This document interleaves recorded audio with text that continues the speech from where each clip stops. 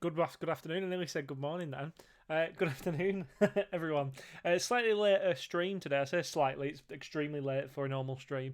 You know what? I'm going to be completely honest with you. I wasn't feeling it this morning. I just wasn't feeling it, and I don't want to give my, I want to be enthusiastic for you, and I want to be that. So I just need to sort of get my head straight and stuff like that. I don't know if anybody else has been feeling that, but it's been the first time I've really felt demotivated by this lockdown thing. I know people are in a hell of a lot worse position than me. I'm in a really good position. Like I have hobbies and things which just involve me staying in. Um, so it's no problem for me. It's not usually an issue. But today was the only time when I felt like I was just not really, I just woke up and I just wasn't in the streaming mood. So I thought, you know what, I'm not gonna force my substandard product on people. And I thought, you know what, I'll wait until I have some lunch and then come on a little bit later. So but remember, when you say you're going to do something, make sure you do. So unless there's something massive that happens, and make sure you can't actually abide by it, which is usual. So we're going to get into it. I hope I find you well. I hope that you're ready to learn about some motivation theory. So let's have a look at some. So, motivation theory, one of my favourite topics. And I am jumping. I've been saying this for the last couple of weeks, but I am jumping around the spec a little bit. I am avoiding some of the more duller parts of the spec, and that's for my entertainment more than anything. I'm trying to avoid. But some of the stuff that I'm avoiding, really, it's not really a massive bit of the spec. Like I will go back to it, so we will cover everything. That's to do, so don't worry about that. Okay, so motivation theory. Everybody seems to have their own opinion on this, and why it's important and blah blah blah.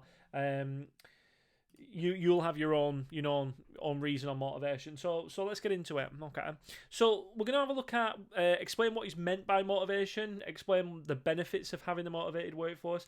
Number 3 is explain motivation theories, including Taylor, scientific management, Mayo, human relations, Maslow, hierarchy of needs, Hertzberg, the two-factor theory, Vroom, Porter, and Lawler, which are called expectancy theories. And then finally, we've got this evaluate the relevance of motivation theories and their importance to business. You know what? I've just realised how ironic it is that I wasn't feeling motivated today to actually do a stream, and I'm talking about motivation theory. We'll have a think about that. Maybe I'll have a think about that as we go along. All right. So, before we get into it, what do you think motivation is? What is motivation to you? What motivates you? We talk about it in class all the time. We talk about students not being motivated to do stuff. We talk about, what motivates people to go to work. We talk about parents motivating people and people motivating others, you motivating yourself. There's all these different things, isn't there, about motivation and who motivates who, whether you're actually in control of it, whether it's like an external thing which affects you or not. And I think you've got to come up with that in your mind. Now, when I talk to students about motivation, the first thing that always comes out, if I say what motivates you, is money. All right, and money's an interesting concept because we're gonna have a look at it. Especially Maslow is one that specifically talks about this and how it doesn't motivate people consistently. And I think I when I was a student, I was definitely in that ballpark. I was get part-time jobs and things like that. It was definitely the money that motivated me. I wouldn't go and work at Tempin Bowling, in Laser Quest, or stack shelves at Sainsbury's if they weren't paying me. But there's a difference between motivation to achieve, motivation to perform, motivation to be efficient.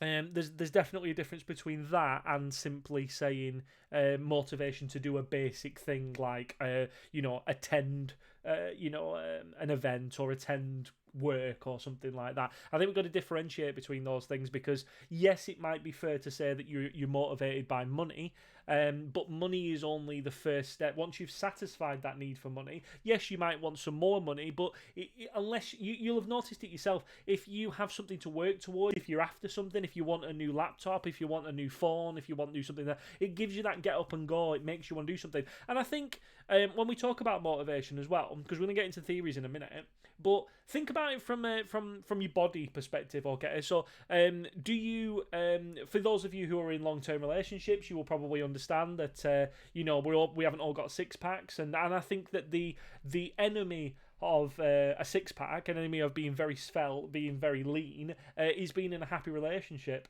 Because I think a big motivation, and it probably comes down to, probably like a core concept of being human, is trying to attract partners and things like that. So when you've satisfied that need, when you're not trying to attract partners, when you're not trying to go around and potentially get with people, it massively affects your motivation. So then that's why people put on weight.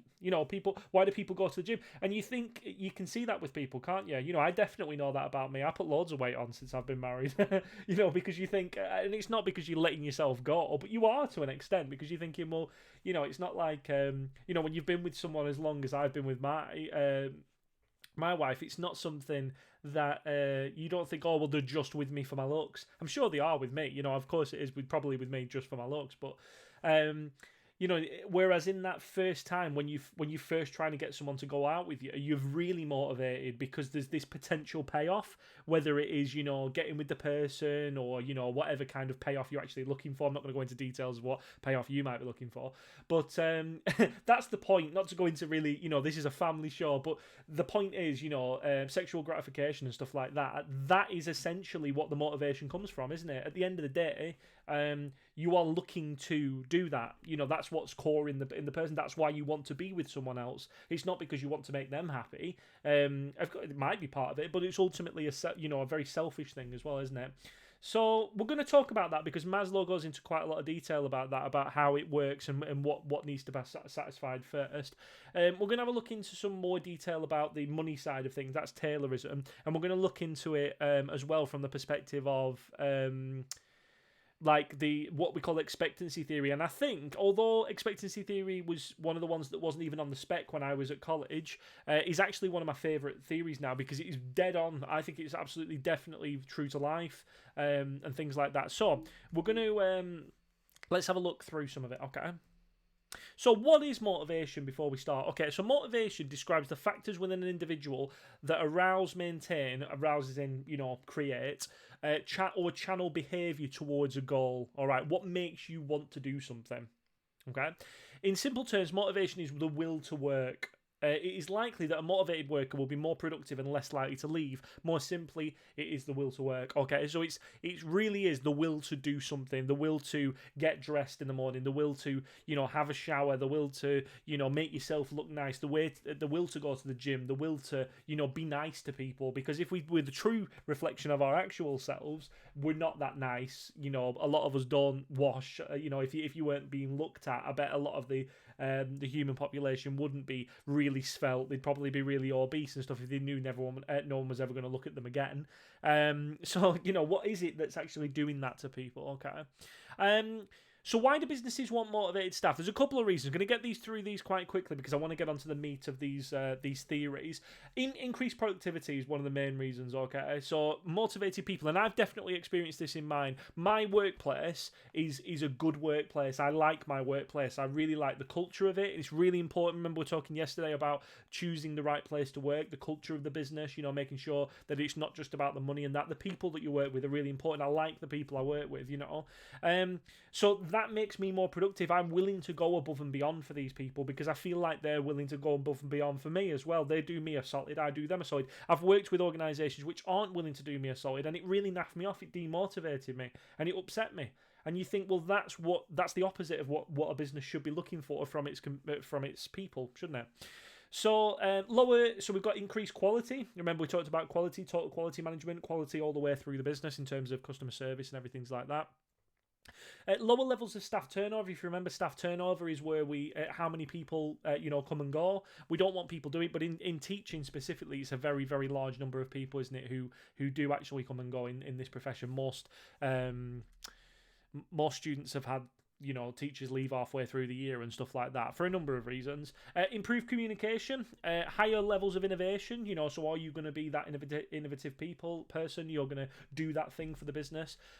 Greater worker satisfaction, lower levels of industrial action. So are you going to do a strike, or are you going to be a bit more willing to talk to people? Are you willing to negotiate a little bit more? I think that's a really important thing as well, is how does the organisation show that it's communicating with people as well. It's an important one, isn't it? Better reputation, and that's not just now, in terms of the people that you've got now, but it's also about the people who you are going to have in the future as well. So looking at future employees and things like that, which isn't to be forgotten about, because lots of businesses do forget that they're going to have to think about how the industry is going to see these people. So there's many different ways, views on motivation. It's difficult to sum up the business could or should motivate its employees without looking at the various things. Lots of people feel differently about this, and lots of cultures feel different about this, and lots of everybody's got their own opinion on it. You'll have your own opinion on motivation, I'll have my own opinion on motivation and that kind of stuff. So when you're looking at it, when you're thinking, well, what motivates me, be thinking about it from that perspective. Okay, is it money? Is it something else? Why do you do the things you do? Now, the first one we're going to talk about today is Taylor, F.W. Taylor. He was called Frederick. And he was a consultant to Henry Ford. Interesting, isn't it? Because Henry Ford was one of the first people to come up with the production line. And he was very much... if you think about the timing when this was as well, when this was actually being done, so very, very early on, the idea was at that time we have low-skilled, low-paid wages, for labour, and we weren't looking at massively educated people. We were looking at, look, we just use people as a human resource. We just get them in. We get them to make something. We get them to create something. If it's on a production line, we're getting people to put things on, wheels on a truck or whatever it is like that. So what Taylor said is, he said that it's an external factor, motivation. It's not something that comes from inside you. It's something which can be given to you, essentially. And the only thing that motivates people is money. All right? Now, it's important to see motivation theories in the context of when they were actually said.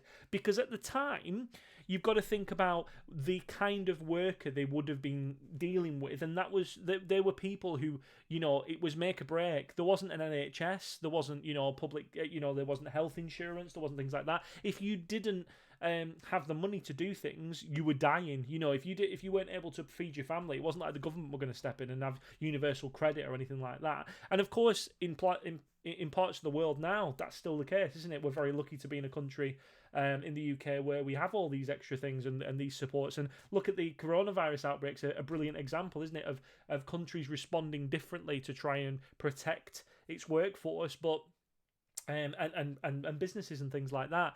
But imagine if there was no support at all. It would be a very, very different thing, wouldn't it? Be a very frightening thing to be in. So we had a situation where employees were very easy to manipulate in that regard, using just cash, because they didn't really have any other option. was the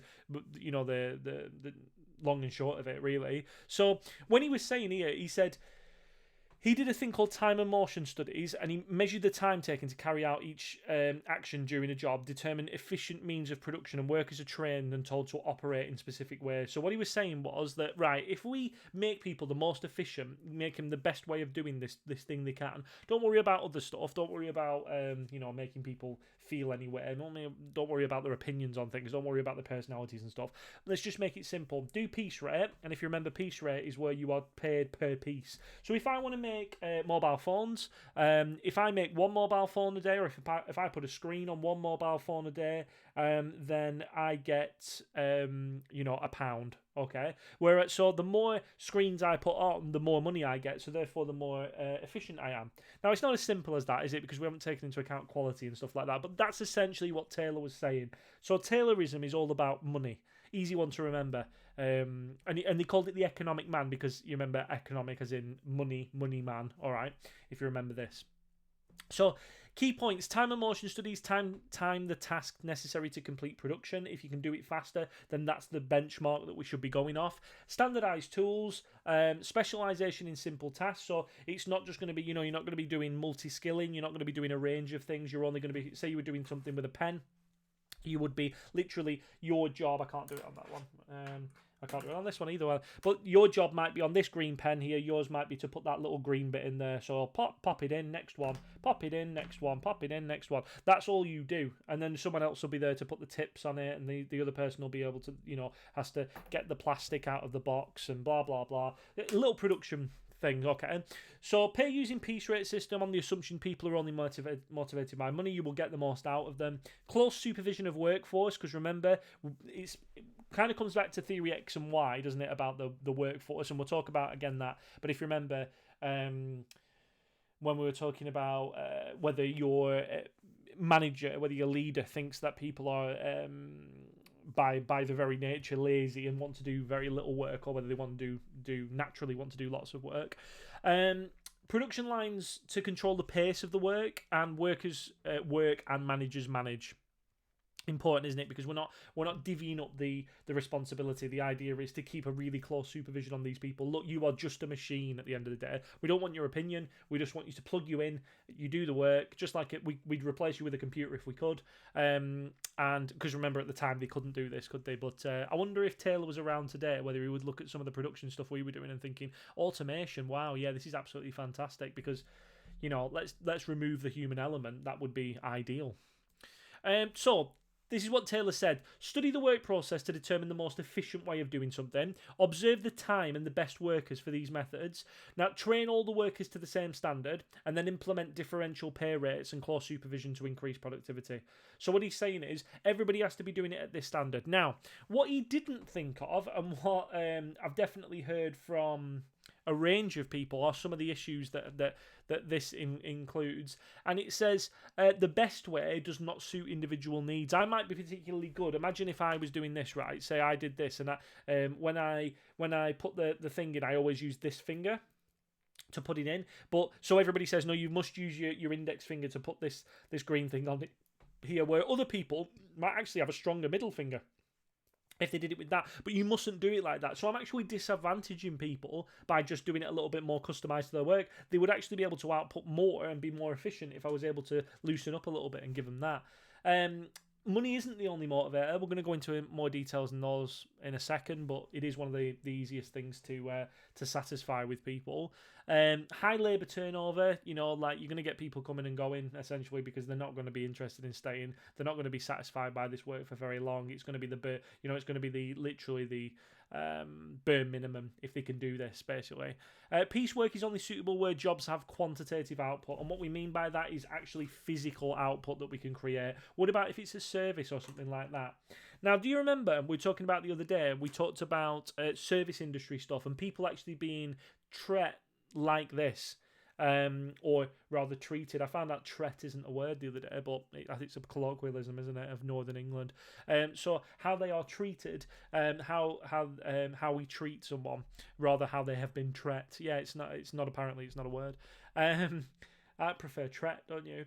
Anyway, so how they've been treated makes a big difference, doesn't it? Because what they've actually started doing is bringing some of this close supervision into ideas like what was it called, total quality control and stuff like that, total quality management, and putting it into service things. So when people are working on like phone lines and things like that, they're using the same stuff as this piece rate idea, where they're giving them a certain amount of time to do this, a certain amount of time for bathroom breaks, timing them how long they've been away from the computer and things like that. So although this is quantitative, they are trying to implement some of this stuff into qualitative stuff now, which is a little bit more difficult and isn't really sensible. Like the other day, I was doing a remortgage on my house because it's finally coming up for time to remortgage, get a better deal, and I was on the phone to that guy for about 2 hours. We were going through all the things, making sure it was right for me, blah blah blah, and that essentially, well, how long would it be to sort out a mortgage? Is 2 hours enough? Is 2 hours a good thing? Is 2 hours too much? I don't know. It's a difficult one, isn't it?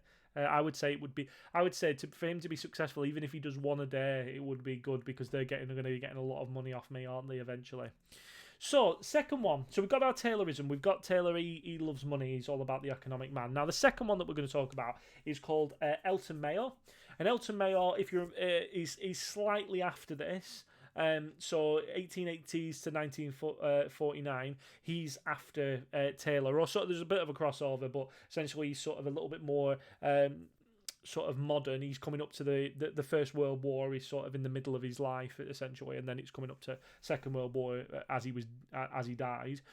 So just to give you a bit of context of when this is, a little bit more modern. He said, this brought sociological theory into management and accepted that employees could be motivated by meeting their social needs. More attention was given to the social dimension of work, e.g. communication, working as groups and consultation between managers and employees. So instead of the economic man that Taylor said, Mayo said about what he called the social man.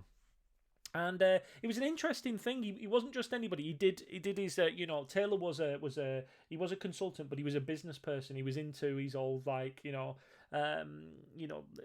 he was into like things with Ford, in terms of production and making sure everything's most efficient it can be. Whereas Mayo was like a real front runner of sociology and looking at workplace psychology as well. So he's not just anybody. He was a very visionary person, really forward thinking person. And what he did was he did an experiment in a place called Hawthorne. It was a factory. And what they did was, he says, he examined the effects of changing in lighting on the productivity of workers at the Hawthorne plant. All right, productivity increased in both groups. So what he said to people was, is there an issue with the lighting? Is there an issue with your stuff? Would you like the radio on when you're working? That kind of stuff. And productivity went up. So they said, right, okay, well, that's good. Productivity's going up just because it's better lighting, but it's costing us more. So what they did was they then took the stuff off them. And what you'd think was, and every time I ask my students this, I always go, what do you think happened? They said, well, you'd think that productivity would go down again. But it didn't. Productivity stayed the same. And they found that it wasn't the fact that they changed the lighting, or it wasn't the fact that they changed the the stuff, the fact that they were allowed to listen to music or whatever it was. That wasn't the point. The point was that they responded effectively, they responded efficiently, they responded better to being consulted about things. They liked it when you consulted them about things. They liked it when you asked their opinion. Which had never been done before. It wasn't even a thing. If you talk about Taylorism, he would be completely against this. He'd be like, nah, it doesn't work. Mayo said, well, no, people care about their opinion. People want to feel like. So even if you're not really interested in their opinion, even if you've already decided what you're doing, if you make them feel like that it's their decision, if you make it feel like they're connected to this decision-making process, they will be more efficient. They will be more motivated to work. So employees were responding to the level of attention they were receiving and because they were working as a group. He said Mayo stressed the importance of social man. So created type of job and supervision impacted on motivation. Are you allowed to work in groups? Are you allowed to help people out and things like that? Now it's not all good, remember, because sometimes if you work in groups, you'll know this from school and college and things like that, that there usually is one or two people who end up doing all the work, and he didn't really go into that. But there is negatives to everything, isn't there?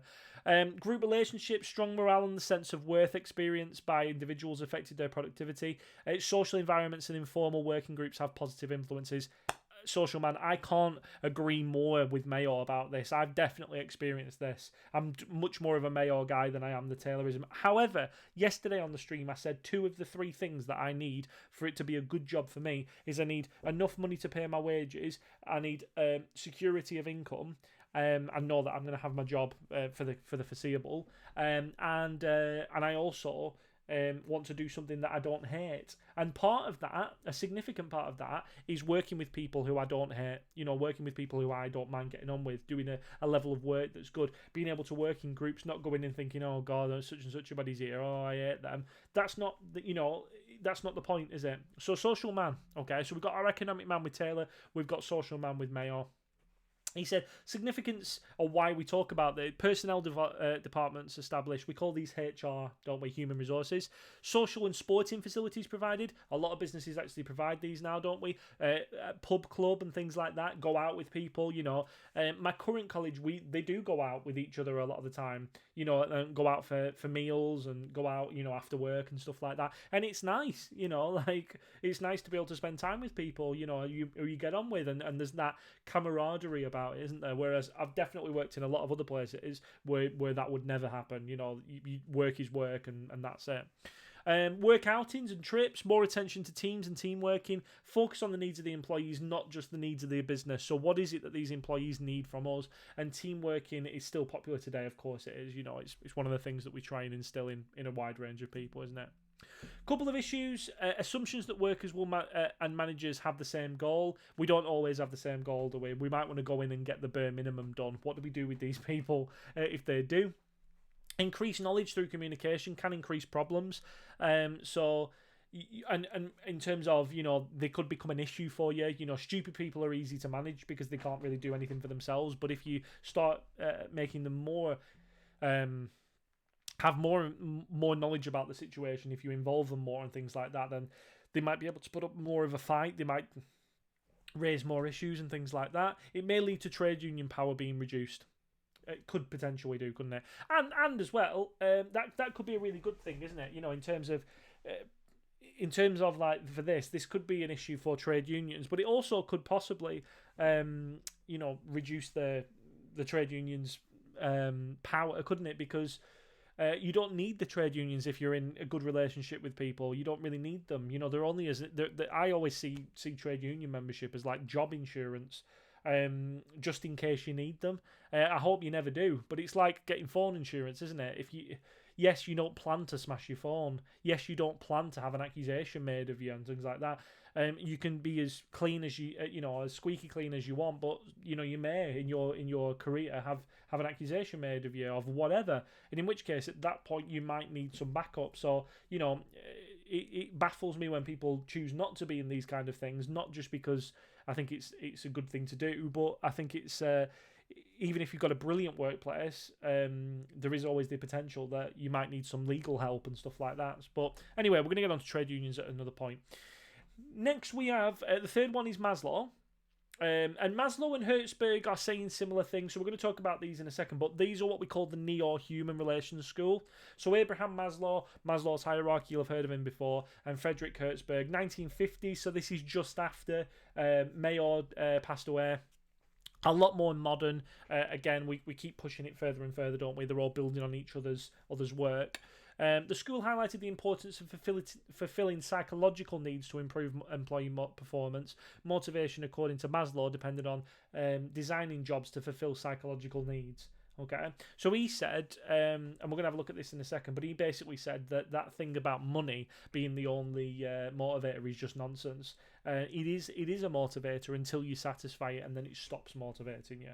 Okay, so let's have a look at what Maslow. So this is Maslow's hierarchy. It's in a triangle, and it's like pyramid of needs, if you want, and these. So what we say is on the left we've got what workers need, and we've got on the right how they can satisfy them. So you can have a go at this, So I'm going to tell you what it is, and feel free to pause the stream, have a look, and have a go on that how employers satisfy them, and just fill it in just to make sure that you know them. All right. Now, in terms of this, right at the bottom, you can't see it. It's just took it off actually because it's right at the bottom, but it says psychological or basic needs. So this one,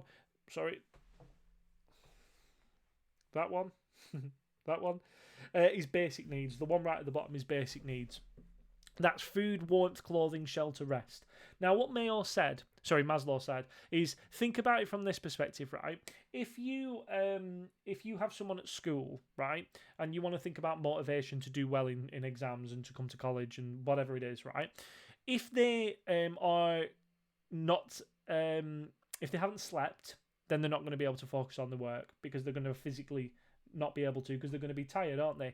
If they know that at home they haven't got a home to go home to, if they know that they don't know where they're going to sleep tonight, they don't know what's going to happen, they're not going to be focusing on their work, are they? In terms of the clothing, if they've got smelling clothing because they're not washed, if they know that they haven't got food in their belly, if they know they're not warm, if they're freezing cold, they're not going to be able to work on their work effectively because they're going to be thinking about how cold they are or the fact how hungry they are and things like this. And these will be the overriding factors because they are the most core things that us as humans are trying to satisfy, aren't they? Once you satisfy these things, he said you go up to the next level. So once you can satisfy those very, very basic, or what we call physiological needs, basic needs, food, warmth, so you're okay.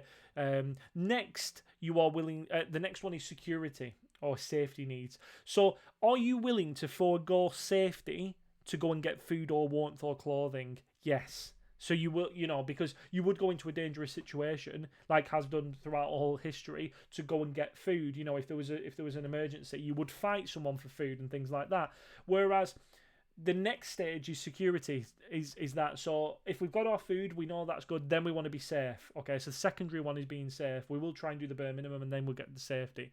So the safety is confidence in the future, protection from danger, and that's physical protection from danger of health and safety legislation and things like that. But it's also safety, of feeling job security as well is a big one for employees. After that, is love and belonging. Okay, so you can talk about relationships and things like that, but it's interaction, trust and acceptance, leisure time. So wanting to feel good about who you work with, having a good relationship with people, that's important. Are you willing to forego the other ones? Are you willing to forgo having a good time at work, liking people, as long as you've got a good job, like a secure job, and you are safe and you have food and things like that? Yes, we've already talked about that. You could live in a country where jobs are very hard to come by and there isn't any state help and things like that, and that, okay, you hate everyone you work with and your boss is horrible to you, and you really, really wish that you were anywhere else, but you've got job security, you're going to have a job, and you've got your basic needs satisfied, and that's as much as you can hope for at that time. On top of that, we've got esteem needs. Esteem needs are feeling good about your achievements. Okay, so it's that next level of actually having sort of a bit of, like we said, self-esteem, feeling good about yourself, feeling like, having a title, feeling like people respect you and things like that. And then finally at the top is self-actualization. And self-actualization is the hardest one to achieve, but this is reaching personal goals, self-expression, that kind of stuff, doing what you want to do, and doing it in a way that expresses you and makes you feel good. So it's hard to do, and basically what he says is once you satisfy one, then you can move up to the next one. That's how you satisfy people, long term. You need to get them right up there. You need to do that one, then you move up. Then you need to do that one, then you move up. Then you need to do that one. Okay. So this is some of the ways that we can do it in the business world. So if you want to do the basic or physiological needs, we can give you food, shelter, water, clothes, minimum wage. If you want the second one, which if you remember was security or safety, maternity and paternity pay is a really important one. Fire exits, safety things, well-lit workspaces, job security. Then we've got love and belonging. How do we do that? Mutual respect, staff room, friends, teamwork, social events, good supervisors. We've got the esteem needs above that, some responsibility, praise, bonuses, promotions. And then finally at the top, demanding tasks, charity work, creativity, becoming the boss, and that kind of stuff. Doesn't have to be, it's different for everyone, the self-actualization one, but you can see the kind of idea is what he was saying. All right, so that's a way that we can do it. Now, significance for business, advantages and disadvantages, as we always like talking about, is advantages. It provides practical implications for management, so it allows you to actually implement these things without, Taylor does, and to an extent Mayo does, where they're saying, oh yeah, you should think, but they don't really give you anything really concrete of what they do other than saying piece rate or teamwork and things like that. They don't really give you anything else. Whereas Maslow says, well, I can give you specific things like we said there, I can give you a range of things that we can use to actually do this and actually get people working. If they've got up to the esteem needs, you need to push them further. You need to do this, you need to do that. It encourages the utilization of employees' abilities, so it actually uses your physical strengths and things like that. They're not just saying everybody has to do it the same way. Identifies not just one answer to motivation, just as the response to each level can differ. So we know that there's a wide range of things here, isn't there? There's a wide range of things which you might like, which I don't like, or vice versa. So we know that there's a couple of different options for people to help motivate them.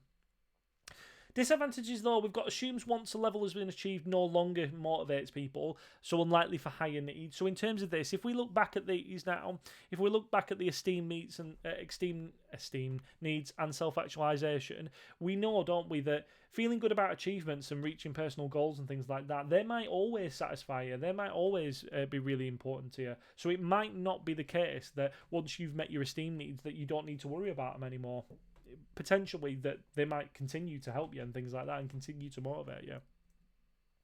Some needs may be fulfilled outside of work does all businesses and jobs need to satisfy you as a person? Or is that even the position of businesses to do that? Do we really need that? What about love and belonging that you find from other places? You know, a lot of people just see work as work, and they don't expect to be made happy. I've found if you expect work to make you happy, you'll be disappointed. I think happiness is something that you create yourself and you instill on the world. All these people who say that they're unhappy, I think it's because they're expecting other people, they have a right to be happy. Will make yourself happy then. Put yourself in a situation where you can be happy. Stop looking at other people to try and make you happy, because happiness is something that you put onto the world. It's a way of viewing the world, isn't it? Although that's not always the easiest thing to do. I think that's a fair point. It's not something that's instilled on you. Difficult to assess, implement for each individual and employee, time and money. It can be quite difficult to actually physically do this. It's all right just saying it in theory, isn't it? But it's quite expensive and time consuming. A couple of other questions about it though. Should all these needs be met through the workplace, as we just said? That's up for argument, isn't it? It depends on how much influence you think your job has, or whether it is actually a career versus just a part-time job. How will age change the importance of different levels? We've already talked about this. I have a mortgage, you might not. You know, so in which case security of employment is a lot more important to me than it might be for you, because you might have a lot less bills than I do. You know, how might the economy impact on the importance of different levels as well? Let's have a look at this. You know, can you imagine at this moment in time, if we go back, you know, a couple of months to pre-lockdown, how people felt about this? Most people were probably thinking about their esteem needs, their self-actualization needs, and now they're probably coming back down to those security needs, aren't they? Those basic needs. People thinking they're not going to be able to reopen the business, they're not going to be able to feed the kids, they're not going to be able to buy clothes, they're not going to be able to pay for their mortgage, they're not going to be able to pay to keep the lights on, and that kind of stuff. So it's an important one, that, isn't it? Of saying, well, the economy changes it, whether we're in a recession or not, how things are doing, the global economy changes it, and things like that. So it's it's a really important thing to understand this, while simultaneously understanding that things change. You know, people change. You know, your expectations change as you get older. Okay, let's talk a little bit about Hertzberg. All right, and we are. Yeah, we're nearly there, okay, so stick with me. I know this is intense, all right? We're nearly 37 minutes in, so if you're here, congratulations to be making it this far. Let's have a little look at Hertzberg. Now, Hertzberg said, so remember, let's just recap what we've got. We've got Taylorism. What did he say? He said economic man, it's all about money. Then we've got Mayo, he said social man. He said Hawthorne effect, didn't he? Where it was all about, you know, involving people in the decision-breaking process, teamwork, and that kind of stuff. Then we've got Maslow's hierarchy of needs, that everything has to be done at certain levels, and that you have to satisfy one and then move up the scale, and that psychological needs are really important. Then we've got Hertzberg's. Now, in addition to Maslow's work, Hertzberg went on to refine this theory by highlighting the importance of fulfilling psychological needs to improve employee performance. Research based on the results to questions asked of 200 accountants and engineers in the US results 2 influences affecting motivation: hygiene factors and motivators. All right.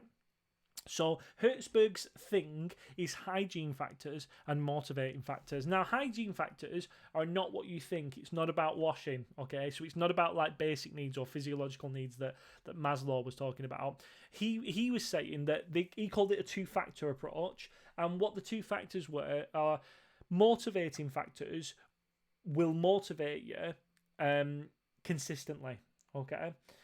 Hygiene factors are things which don't directly motivate you, but they would demotivate you if you took them away. Well, let me give you an example. If I was to say having a safe place to work, that is an expectation, isn't it? Especially in the UK, you know, there's laws to make sure it happens and stuff like that. But let's say that you're in a foreign country where it's not a given. You would expect to be safe at work, wouldn't you, to an extent, depending on what job you were doing. But you would expect a certain amount of safety, wouldn't you? So safety isn't something that you are going to shout about, really. It's not going to be like, oh, yes, you know, I don't go to work and think, oh, yes, I'm going to be safe at work. Yes, thank you very much. But if we take the safety away from you, if we put you on a battlefield, if we say you're not going to be safe, like we're saying about now, about when people go back to work after this coronavirus thing, are people going to be safe at work? And that's going to be a question that's going to be asked at the time. That is Hertzberg's point. He says that, you know, if I go to work at college, they don't. Me being safe at work, not getting stabbed or catching a virus, isn't something that I go, oh yeah, fantastic. Thanks for coming for the interview. And did I mention one of the factors of, one of the main things that we do at this place is we don't give our employees viruses. I don't go, oh yes, that's fantastic. Thank you very much. This sounds like a brilliant place to work. But if they were to say, oh, actually, there is a threat to your life by being at this place now, that would demotivate me significantly, wouldn't it? Does that make sense? So that is what the two-factor approach is. Saying that you've got a canteen or something like that, it's not something that you would chat about, but it's something that... So the basic needs and the things like the lower-end needs of Maslow's hierarchy... Hertzberg said they don't motivate you. They motivate you if you don't have them. They motivate you if they take them away. They demotivate you if they take them away. But they're not something that motivates you. And pay is in there as well to an extent. Having decent pay. Once you get used to it, you get less and less into it. I talked about it the other day of if you're in a part-time job and you've got very little money, then you're excited when you get paid because it's like someone giving you cash, isn't it? You've got an access to things, you've got opportunities now. But when you get paid the same every month, and you know that you're going to get paid because of your job security, then it's not really as exciting as it used to be, is it? So that's what his point was. If he tried to take the pay off you, you'd be upset, but it doesn't really motivate you, not after you've had it for a while. So hygiene factors are the ones that don't motivate you directly, but do demotivate you if you take them away. Motivation factors are things which do motivate you consistently, and they must be used simultaneously. Employees should be managed to get the minimum of dissatisfaction and a maximum motivational factors. All right. So he said, and these are these. Now remember, this is not right, okay? It's not about soap. Hygiene factors, they do not lead to motivation, okay? Attention for them prevents hygiene problems, but without them, employees may become dissatisfied. So they don't motivate you, but they do demotivate you if you take them away. Company policies and administration, working conditions, fair play, status, job security, relationship with fellow workers, all right? The culture of the business and that kind of stuff. It's not going to motivate you, but it would demotivate you if it was negative. Having a good relationship with your colleagues, it wouldn't motivate you, but it would demotivate. It's not like you're going to go to work for somewhere specifically because of that. And it'd make you really, really want to do a good job because you like someone else who works with you or whatever it is. But it would upset you if they went away. And lots of people talk about that, and it is true to life. The motivating factors, though, he says these have an ability to motivate people. Relate to the job itself, used to positively motivate people, personal achievement and goals of targets, recognition of achievement, interest in the work itself, responsibility for greater and more complex duties, and personal growth. So it's a lot more airy-fairy, really, isn't it? It's a lot more down to the psychology of the individual and thinking about people as actual people, not just cogs in a machine, which Taylorism would have been about in the originally. Okay.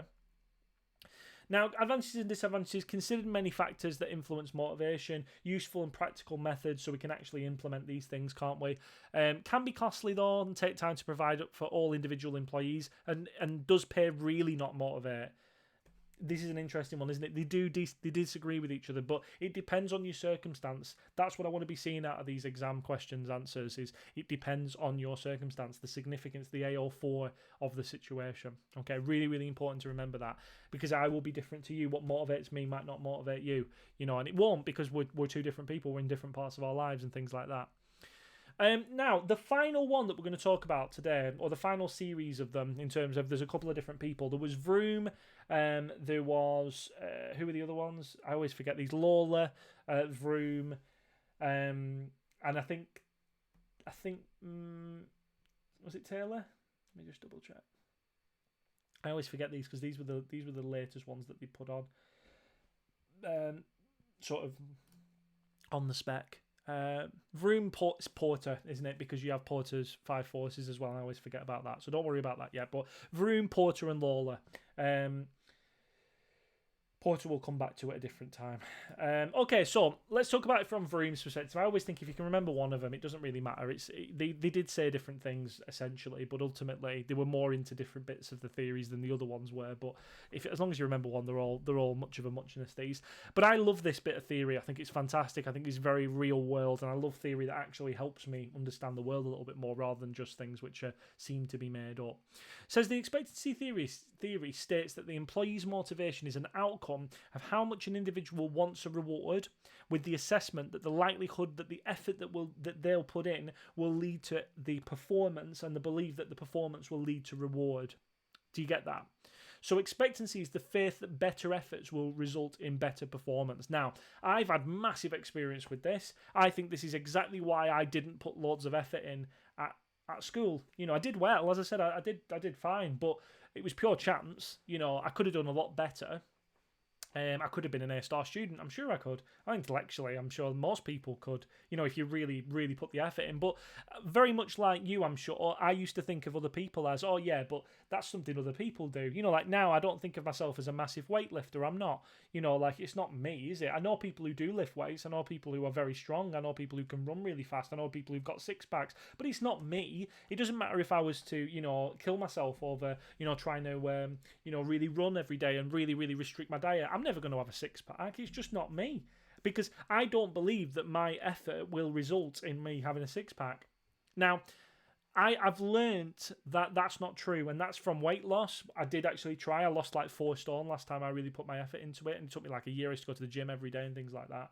And it's crept back on. I will get it down again. But that was to do with me understanding that my effort's directly linked to it. The inputs and outputs, every action has an opposite reaction. Yeah, that me putting calories into my body gives me weight. It gives me fat on my body. And it's no one else's fault in that regard. It's my fault. I'm the one who's controlling what I'm putting in myself and things like that. And with that, it's all about expectancy theory. So I think the reason why a lot of society is the way it is because of expectancy theory. A lot of students don't put the effort in because they don't believe that they're an A student anyway. They don't actually believe that's something else someone else does. They don't believe they could be a head boy or head girl because that's something someone else does. They don't believe that they could be a YouTube sensation because that's what someone else does. They don't believe that, and it's all about that. They might say they do, but they don't. It's all about what they actually expect. They don't believe that if they actually put the effort in, it would actually result in anything because they want instant gratification. And if that isn't available to them, then they just give up. That's an issue, isn't it? The next one is called valence. And valence, an individual will undertake a task if they believe that it will receive a worthwhile reward as a result. Vroom called this valence. The key thing is that a person expects the rewards, that the reward is valued to them. The reward can be intrinsic or extrinsic. All right. Now, intrinsic is internal to the business, internal to the person. So something like feeling good about something or being thanked or, a personal goal. So it's right up at the top of Maslow's hierarchy, intrinsic stuff. And extrinsic stuff is stuff which the business can physically provide for you. So, a company car or, more money or, a nicer working environment, whatever it is, holidays and things like that. So what we need to do, what they said we need to do, is discover what each individual employee values and then provide it. So it would be different for me than my colleagues, because they will value different things. For me, I was after a laptop recently, and it would have been really important to me at the time if my employers were able to give me a laptop at a decent discount, or at least let me buy it through the company or something at a discount, then that would have been dead good. They weren't able to do that, and I don't hold anything against them for that. But it's just in terms of that, if you'd have said that to someone else, they wouldn't be that bothered because maybe they're not into technology and stuff like that. So it's important, isn't it? And I might not care about the same things as you care about. You might care about, getting, a company car. When I'm not really that bothered, I've already got a car. I don't need a company car. I mean, I suppose it'd be good, but it's not going to be. I'm not going to be like, oh yeah, I'm going to really, really up my game to try and get a company car. Teachers don't get company cars anyway, unfortunately. And then we've got 2 other ones. We've got expectancy. I know it's called expectancy theory, but expectancy, employees have different expectations and the level of confidence about what they're actually capable of doing. Like we said, valence and what do we call it? Valence. Yeah, valence and expectancy. Individuals will be motivated to work hard and achieve a particular target if he or she believes that it will lead to a positively valent, or that's what we talked about, valence, result. So management should discover what resources, training or supervision employees need in order to feel capable. Do you actually believe that your efforts will do it? As I said, it just comes back to that. So you need to be able to make people, if they don't believe it, you need to make them feel like they do. And then at the end here, we've got what we call instrumentality, and the perception of employees as to whether they will actually get what they desire, even if it's been promised by a manager. Okay, really important. Instrumentality, definitely. You know, you must have been in situations like this where people say things. You've said that you're going to go out on a date with someone, and you think they're never going to go on a date with that person. It doesn't matter what they say. And people use it, don't they, against each other? People use it to their advantage, and you know, to get what they want in life and things like that. Say that you'll do something when you know that you won't. And the only reason that person will do whatever you've said for them to do will because they think they're going to get whatever they think they're going to get, don't they? It's a very clever, manipulative thing to do, but it's how people have become where they are in life and stuff like that. I mean, it's people use this kind of stuff all the time. Instrumentality is something so instrumental, if you will, in society and people, especially the higher up echelons of society and things like that. It's all about the expectation. It's all about the valence. It's all about the instrumentality.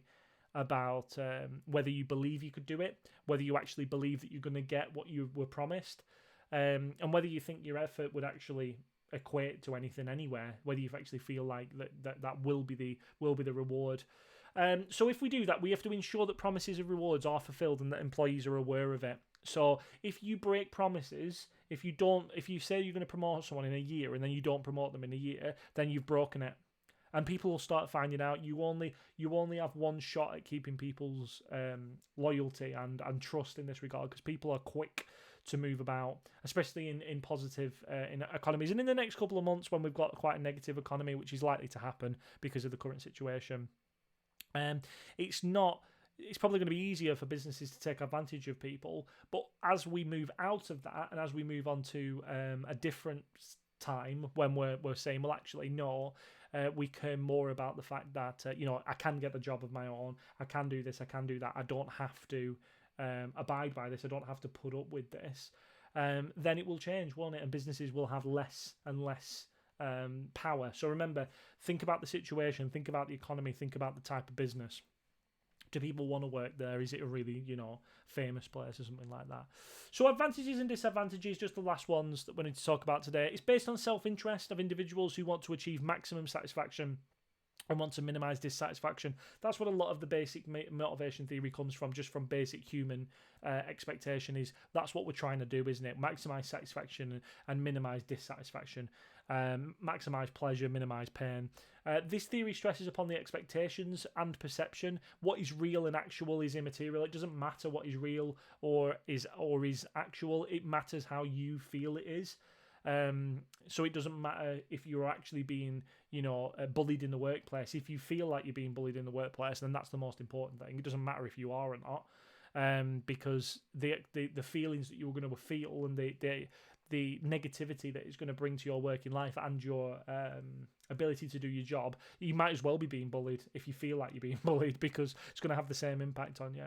It emphasizes on rewards as payoffs. Or payoffs, in terms of what it is. And it doesn't have to be physical. It can be, remember we talked about intrinsic or extrinsic. It can be intrinsic. It can be just feeling like you've done a good job. It can be feeling like you've achieved what you wanted to achieve. It focuses on psychological extravagance, where final objective of an individual is to attain maximum pleasure and least pain. So what we talk about, psychological extravagance, it's like your self-actualization, isn't it? It's right at the top of that Maslow's hierarchy. All right. Don't they use some fantastic words as well? Valence and expectancy and instrumentality. That's what's brilliant about the English language. There's a word for everything. The expectancy theory seems to be idealistic, though, because it has quite a few individuals perceive high degree of correlation between performance and rewards. So we're saying that what they're trying to say with this one is that an issue can be that people understand that it's not always going to be the way it is, and there seems to be you can still, even though we have the instrumentality and things like that, that people are still like naive enough to go along with stuff, even if it's not viable, and you'll only find that out afterwards. So even if we were to smash the reputation of ourselves saying, oh, well, even if they offer you something, they're probably not going to give it to you, there's enough thick people coming through the door. And I don't mean thick people as in intellectually, but emotionally, stupid or naive, to think that, it's so hardwired, it's so drummed into us by the media and things, that if we put the effort in, from the moment we go into education, it's built into us, isn't it, that there is an instrumentality to everything you do, and the expectancy and the balance is important. That what do? We tell students that they can achieve, that we allow them to see that, and we hopefully that they see benefits from their efforts. The application of this theory is limited, as reward is not directly correlated with the performance in many organisations. It is related to other parameters also, such as position, effort, responsibility, and education. So it's a lot more complicated than you would expect, this one. That, ladies and gents, if we just go through really, really quickly what we've said, we've got Taylorism. If you remember what Taylorism is all about money. It's the economic man. We've got Mayo. Mayo is all about the social man. It's about the Hawthorne effect and about people having an effect on things and, things like that. And then we've got Maslow and his hierarchy. And talking about, building up the layers and things like that, his hierarchy of needs. Then we've got Hertzberg, who went even further and said, well, actually, I think it's more of a two-factor approach. You've got your hygiene factors that don't motivate, but they don't demotivate. And then you've got your, they do demotivate if you take them off people. And we've got the motivating factors, which are things which you wouldn't expect, things like feeling good about it and, being involved with stuff, position and things like that. Fulfilling your goals and things like that. And then we've got our Vroom, Lawler, Porter, them kind of thing, expectancy theory, instrumentality, valence, and expectancy. So they're all expectancy theories. It's all about how you expect to be rewarded, whether you actually believe your efforts, whether, one, you think you can physically do it, 2, you think that your effort will be rewarded, 3, if you think the reward is actually what you want, and 4, whether you actually believe that the reward will actually be given, even if it's said it will. Okay, so quite complicated, but I think it's a fantastic bit of theory. Actually, real world stuff. I love that because it feels like you're actually doing something of worth, essentially. Okay, now I know yesterday I didn't do the news. We didn't talk about the news. It's because we were talking about careers and stuff. So we're gonna have a little look at the news because I know that you've all been waiting for this. So I'm gonna do a quick refresh. Let's have a look at the news. Here we are. Welcome to BBC. And it says here, PM urges caution amid reports on lockdown easing. Yeah, I don't understand this. I'm still very confused by the situation. That any lifting of restrictions in England is expected to be very limited as Scotland extends its lockdown. Why aren't we extending our lockdown as well? I know people are thinking they're getting bored of it, and that's totally fine, but come on. I know that the situation is bad, but you open the beaches, everybody's going to the beach. You talk about you can go to this, everyone's going back. You've got to be careful with this. People are dying. We're only the second. The UK is now the second worst hit. The only one that's worse than us is the US. And think about how much bigger the US is. It is like twice as bad, but it's about, 50 times as big as us or something ridiculous like that, and there are only twice as many deaths. I don't know if that's exact statistics, but it's something like that anyway, or 3 times as death. It's definitely not 50 times as much anyway. And that's worrying, isn't it, in terms of this? I'm just worried that if they start opening stuff up too soon, we might as well not bothered with the whole process. It says, Welsh government's described media reports speculating on how Boris Johnson might ease lockdown as confusing. Well, yeah. Why should they be talking about it? They shouldn't be talking about it, should they? Mr Johnson will announce plans on the lockdown in England on Sunday. By law, the government must review the restrictions every 3 weeks, and Thursday marks the latest deadline. The Prime Minister will address the nation at 7 on Sunday. Although the lockdown, which was announced on the 23rd of March, will largely stay in place, the stay-at-home message is expected to be scrapped. With ministers keen to restart the economy, Mr Johnson has suggested some measures could be start being eased next week. Scotland, Wales and Northern Ireland have the power to diverge what their government at Westminster decides on the lockdown. It could lift restrictions at a different rate. Mr Johnson told a meeting of its cabinet earlier in the UK government would not do anything that risked a second peak, and it would be guided at every step by the science and data. Oh yeah, because that's worked so well so far, hasn't it? The Prime Minister's spokesman said that we were at a critical moment in the fight against the virus and that the government would not do anything that risked throwing away the efforts and sacrifices of the British public. 30,000 people have died. That's 30,000 people, 30,000 families that have been absolutely wrecked by this. 30,000, hundreds of thousands of people who have been affected by these deaths, and it's not a joke. It's not something to be taken lightly, and I still think that the government aren't really taking it seriously or taking it as seriously as I would like. It says here, easing of the Nicola Sturgeon, who I think is a very good leader, despite some of the stuff that she says sometimes that I think is a bit weird, but she thinks she's very good. She said she thinks that it was very, very risky at this stage. They would not be pressurised into easing measures prematurely. I think this is it, isn't it? Why are we're the United Kingdom? We're not united on this either. For goodness sake, we need to be thinking about it, don't we? And starting to do that. It's frightening situation, frightening time. Just keep yourself safe. It's really important. Do not fall into this trap of thinking everything's safe when it's just not. Bank of England warns of sharp UK recession. Bank head Andrew Bailey tells the BBC that there is no quick return to normality after the hit to jobs and income. Yeah, that's expected, isn't it? It's going to be for a while, this. Passengers told to wear gloves at some UK airports. Again, this is the problem, isn't it? There's no consistency about anything. US unemployment claims hit 33.3 million amid virus. Data shows more than 15% of the US workforce is now claiming unemployment benefit. We talked about this on the stream the other day, didn't we? It says mobile operator O2 and broadband Virgin Media are to merge, creating one of the UK largest entertainment and telecom firms, major rival to BT. Liberty Global, which owns Virgin Media, and Spain's Telefonica, which owns O2, said that they'd agreed terms for joining forces. Consumer Group Which called on the Competition and Margins Authority to investigate the deal. I think that's true. The CMA, we've discussed them, haven't we, and what they do. It said the tie-up could have a significant impact on consumers. Of course it will. It was massively undermined competition in the UK, which added neither provider stands out in our recent customer satisfaction surveys, and any merger could be allowed to go ahead if it delivers positive outcomes for consumers. O2 has about 34 billion mobile phone users, 35 million, sorry, while Virgin has about 6 million broadband and cable TV customers and another 3 million mobile users. As well in having its own subscribers, O2 provides the network for Tesco Mobile, giffgaff and Sky. This is the problem, isn't it? Are they becoming too powerful if they're able to be Virgin and Sky? They are major competitors themselves, aren't they?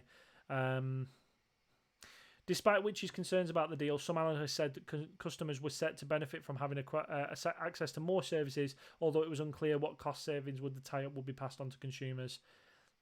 He said he did not expect consumers to lose out. It will be interesting to see what this means for the existing customers in terms of products and access to extra services such as O2 priorities. Yeah, I mean, if everybody's O2 priority, they might as well not have it at all, eh? Last one. Let's have a look at what we've got.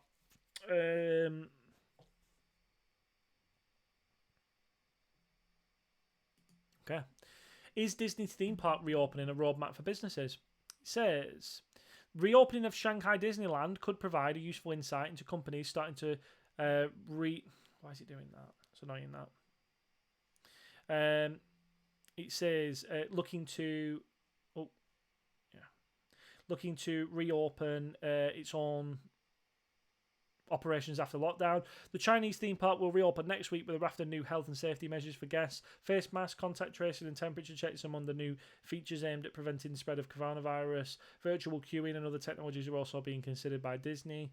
The spotlight will be on Shanghai as Disney's first park to reopen since the pandemic started. Its phased reopening comes as more three months after the park was closed at the height of the virus outbreak in China. They've suffered a $1.4 billion hit due to the coronavirus.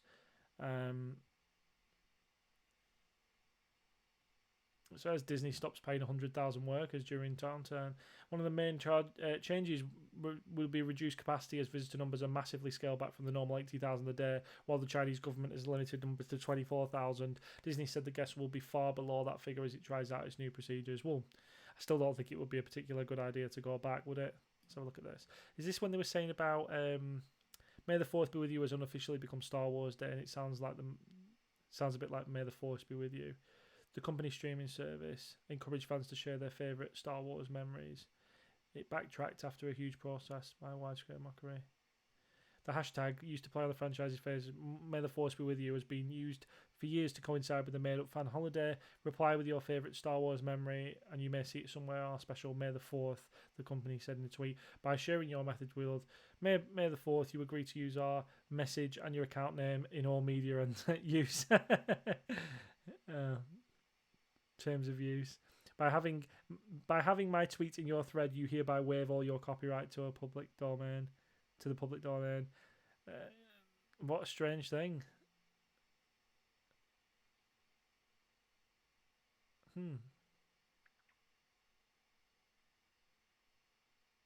He says it's a little risky and presumptuous that all tweets copying them in the hashtag will have read the terms or know about them. Twitter's policy states that the users own the unique content they post on social medias. A user can give permission to someone else to use their tweet. However, Disney's risk is whether users who simply use the hashtag are really giving them permission. They don't own that hashtag either. Anyway, thank you very much for joining me. I will see you tomorrow. I might not see you tomorrow, actually. I haven't decided yet because I've got some other stuff going on tomorrow. So Friday might be off, but I will try and put something up for you at some point, even if it's later on in the evening, because we're doing a stream, another stream tomorrow of something else. So I will try and get on in the morning, but if I can't, I will see you on Monday, and I wish you a safe weekend. Let's hope Boris Johnson doesn't come out with some nonsense, eh? I'll see you then. Peace.